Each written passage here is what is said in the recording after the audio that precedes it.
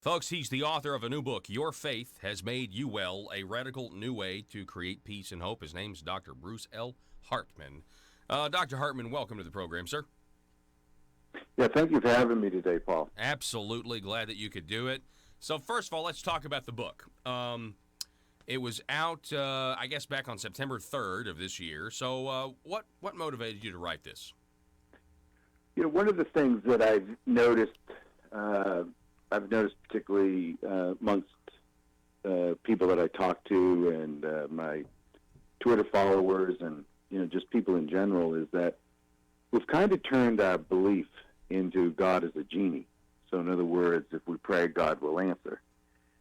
But Jesus says in the Gospels 8 times, your faith has made you well. So what I did was I researched that, and then I started talking to folks who had had significant improvements in their life. Either they were near death in a hospital bed, or they were dealing with the death of a child, or some other issue. What I discovered from talking to these folks is almost every person, when they tell you their story, they tell you about their prayers and their faith in God and how they worked with God as opposed to just leaving it completely up to God.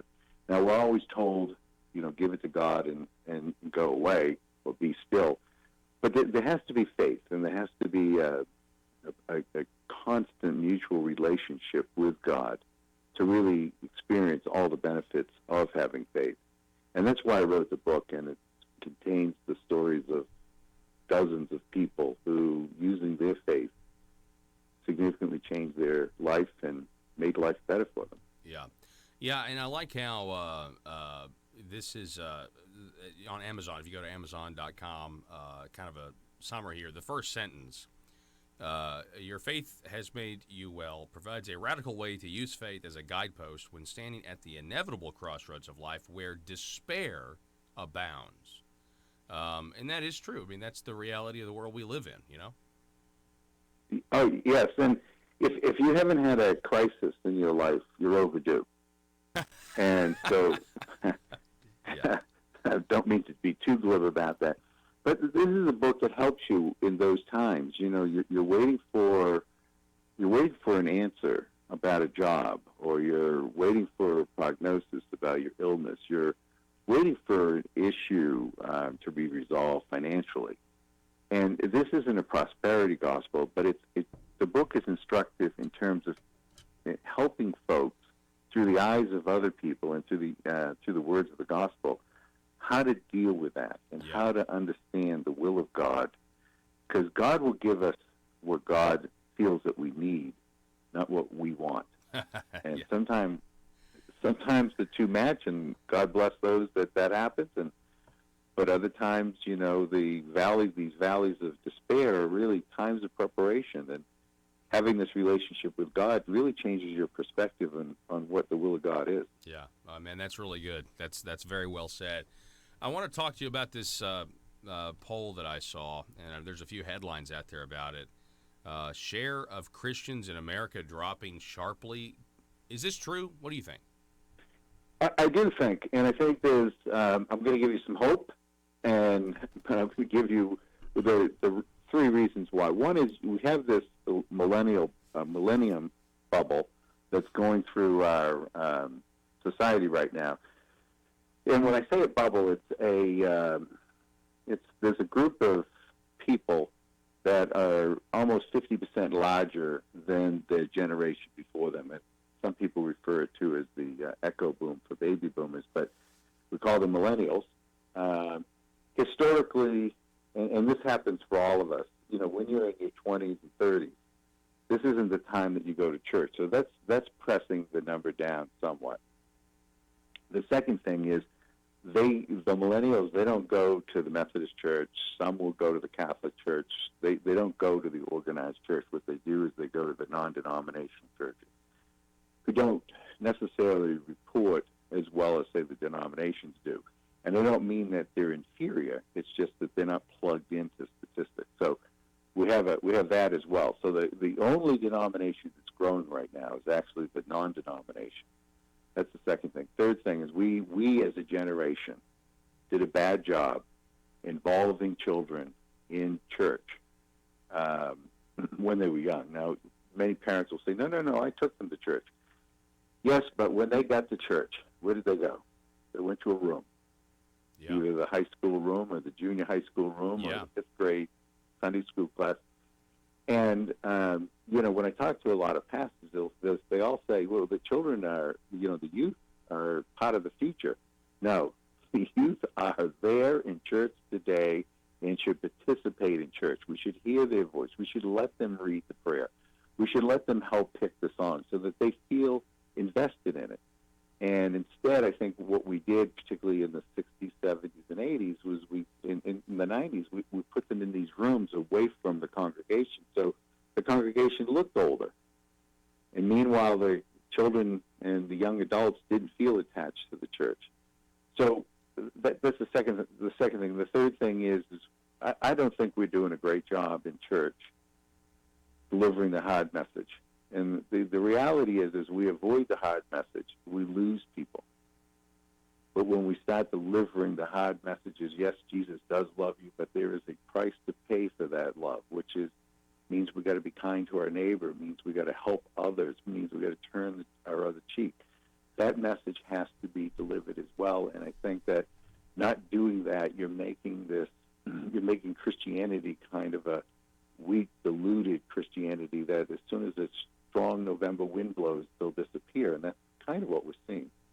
Interesting. Very interesting. We're talking with Dr. Bruce L. Hartman, again, author of this new book, Your Faith Has Made You Well. We're talking about the idea, according to polls, less people are identifying as Christians. I use that word identify. Most of the time when you hear it in the context of identifying the sex that you actually aren't. We have this satire piece back on the 25th of October last year. So I felt like this was apropos. Headline from the Babylon Bee, Politics, Now Nation's Fastest Growing Religion. I think this is true. I think in many respects, you look at a lot of issues that are on the leftist side, and even some on the right, but specifically on the left with global warming.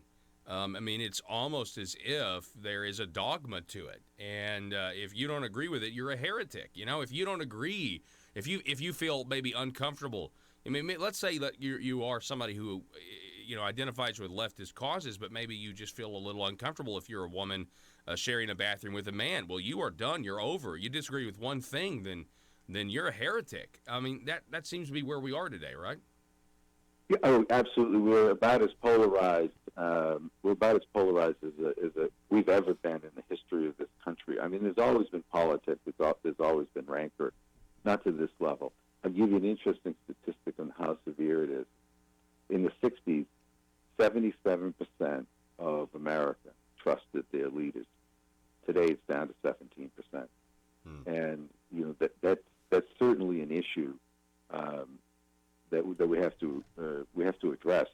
It's almost like those of us who are watching our leaders are like kids watching the parents fight. It's very unsettling and it's very disruptive to people. And you would think our leaders would be the ones showing us how to behave as opposed to us showing them how to behave. Yeah, I think that makes a lot of sense. The lack of confidence. Let me ask you this: I think that lack of confidence in our leaders, that sharp decline, is because they don't feel like they're being. There's no honesty. They can kind of see right through this facade, and I think it's a lot worse than we actually know in terms of how corrupt the institutions are around us, or the people running these institutions. The institutions themselves may be fine, but it's the people running them.